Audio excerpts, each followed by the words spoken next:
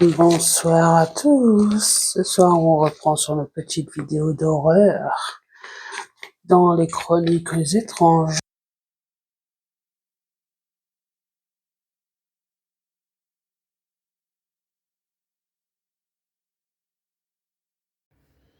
Mais avant de commencer notre petite histoire horreur, n'oubliez pas de vous abonner, de laisser un pouce bleu et de faire un petit commentaire pour me dire ce que vous en pensez de mes chroniques étranges. Enfin, de mes histoires d'horreur.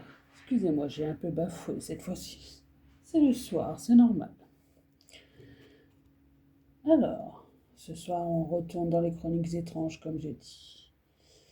Mais avant de commencer notre lecture, n'oubliez pas de continuer à me suivre, que ce soit sur les histoires d'horreur, que ce soit sur les recettes que je fais aussi, que ce soit aussi sur les histoires normales que je fais durant la journée, et aussi sur les vertus que je publie tous les vendredis.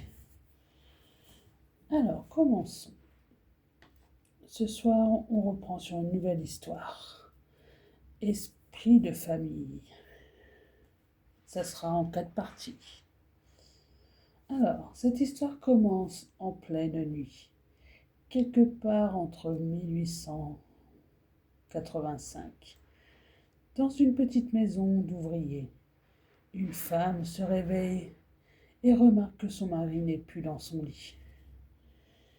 Et elle se redresse, tend l'oreille, mais elle n'entend rien. Alors elle se lève, fait sans faire de bruit, en marchant pieds nus sur le parquet, qui craque légèrement sous son poids. Elle traverse sa chambre, ouvre doucement la porte et avance dans le couloir. La chambre de son fils, 9 ans à peine, est juste à côté. La porte est entr'ouverte et là, elle voit son mari est debout, juste au-dessus de son enfant encore endormi. Il tient dans la main un grand couteau de cuisine. Il fixe l'enfant avec un regard qu'elle ne lui avait encore jamais vu. Mais comprend comment... Oh là, j'ai un peu bugué. Mais, mais pour comprendre comment on est arrivé là, il faut revenir un peu en arrière. Vu qu'on n'était pas encore à la première partie, c'était un avant-goût. Alors, la première partie. L'homme en question travaillait à la mine de charbon. Il en part avant le lever du jour. Et il laisse chaque soir un peu plus sa santé. Oui, il abîme sa santé entre autres. Quand il rentre, il sent la poussière, la sueur froide et cette odeur de fond qui ne quitte jamais vraiment les vêtements.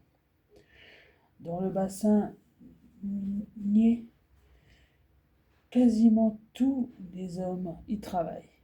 Le charbon les recouvre d'une saleté dont il est difficile de s'en défaire. Mais la vraie noirceur de Georges est ailleurs.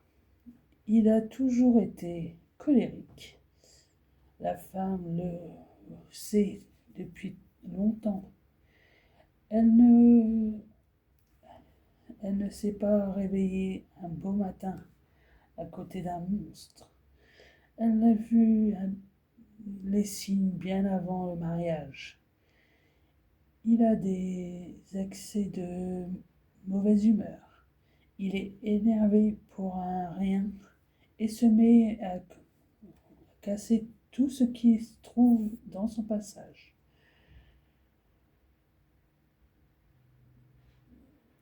Et parfois, c'était elle qui s'y trouvait. bruit de craquement. Oui. Pourtant, elle l'a épousé, peut-être par peur de se retrouver seule. À l'époque, elle sort d'un milieu compliqué. Sa propre mère traîne derrière elle. Elle la réputation qui lui colle à la peau. Sa mère vivait seule, à l'écart, et les gens du coin disaient qu'elle parlait aux morts. Vous imaginez? Bien qu'à l'époque, ce genre de réputation, ça ne s'oubliait pas, beaucoup de portes. Ça n'ouvrait pas beaucoup de portes. Ouais. Mais ça, on y reviendra plus tard. Ce qu'il faut savoir pour comprendre la suite, c'est que Georges est obsédé par une chose, l'argent. Ou plutôt ce qu'il imagine, car c'est très tôt.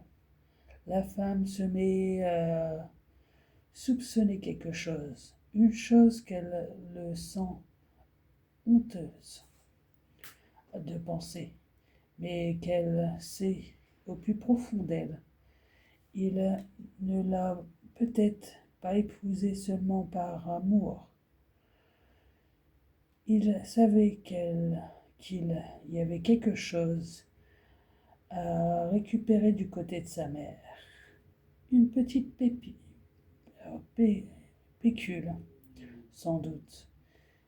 Il est réputé, persuadé que la vieille a empoché un pactole grâce à ses activités. Il ignore complètement l'existence de la vieille maison familiale où sa femme se réfugie plus tard. Mais il sait qu'il y a un liège, que la vieille a laissé quelque chose et qui compte bien mettre la main dessus. Et les violences se sont aggravées à partir du moment où il s'est convaincu que sa femme lui cache ce que sa mère lui avait laissé. La grand-mère est morte, le jour même de la naissance du petit garçon. À partir de là, l'obsession du père grandit.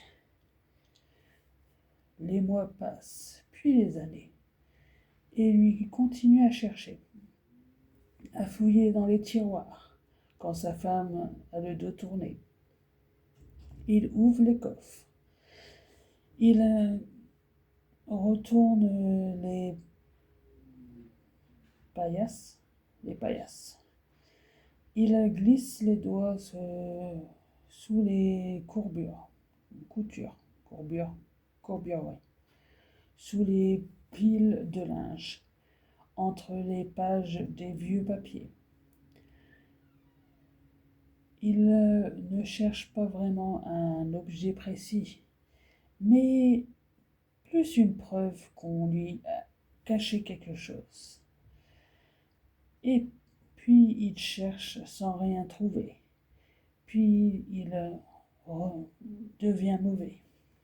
L'enfant grandit dans cet environnement. Le pauvre enfant, franchement, il a 9 ans, mais il ressent déjà beaucoup de choses. À cet âge, les enfants absorbent tout. Il reconnaît par exemple l'humeur de son père au bruit de ses bottes dans l'entrée. Il sait au son que fait les chaises quand l'homme s'assoit à la table. Si le repas sera silencieux ou dangereux, il évite de poser trop de questions et de parler peu quand son père est là. En revanche, dès que l'homme part à la mine, il redevient l'enfant. Il suit sa mère partout Il écoute lui raconter des histoires. Entre eux, il y a quelque chose de très simple et très fort. Ils se comprennent sans avoir besoin de dire les choses. Le père le sent, et cette proximité l'agace encore plus. Ce gamin représente une partie de sa femme qui lui échappe encore, une tendresse qu'il ne maîtrise pas, une fidélité et un amour qui ne vont pas vers lui. Un soir, tout recommence autour du même sujet. Ils sont à la table. Il il pleut dehors. Le père mange en silence depuis quelques minutes, puis il repose sa cuillère et regarde sa femme. Ta mère avait laissé quoi exactement? La femme continue à manger, comme si elle n'avait rien entendu. Je t'ai déjà répondu, Georges.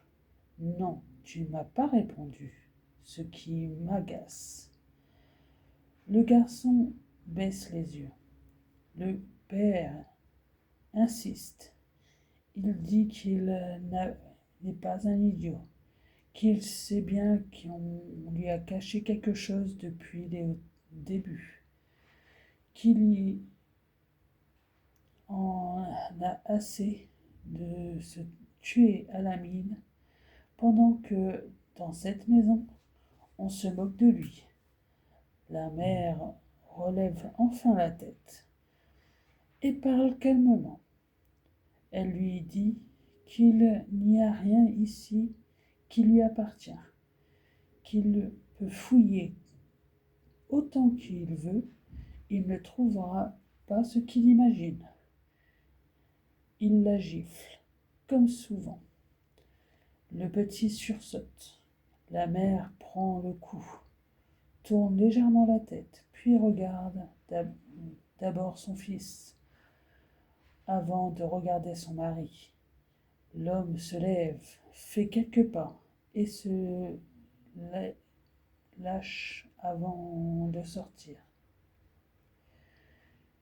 Je finirai par trouver. La porte claque et le silence retombe. Le petit demande à sa mère si elle a mal. Elle répond non, comme toujours.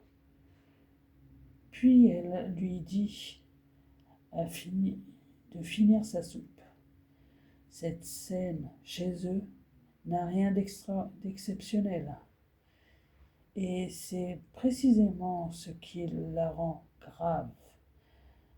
Cette nuit-là, pourtant, la femme ne dort pas bien. Quelque chose la travaille, une sorte de sensation familière qu'elle essaye de ne pas écouter depuis des années, mais qui lui revient au ventre quand autrefois sa mère lui disait de se fier à ce qu'elle ressent.